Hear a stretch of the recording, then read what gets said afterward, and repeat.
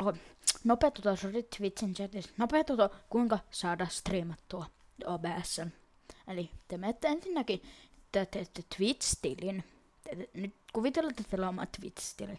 Te menette tänne tiedosto, asetukset, sitten lähetys, sitten palvelu Twitch, palvelun automaattinen. Sitten tässä lukee semmonen joku tyyliin kirjaudus sisään tilille ja striimiavain, niin kirjaudutte sisään sille sun tilille.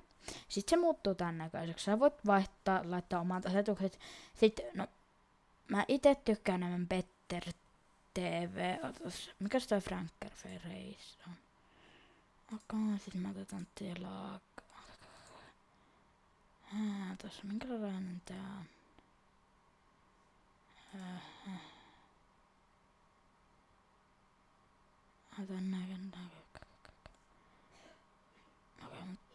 Kuitenkin, näin.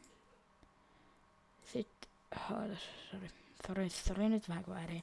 Sitten mä tänne lähetyksen, sä oot laittanut favorites chati. Sitten käytä, ok. Periaatteessa kun te käynnistätte vaan teidän TH, niinku tyyliin mulla näkymänä on aina sit peli. Mä en nyt näytä sitä, koska tää katoo, mut peli on. Ja no, sitten te vaan menette Twitchin auki ja sieltä kanavan ja sit aloita lähetys, niin sen pitäisi alkaa striimata. Katsotaanpas Google.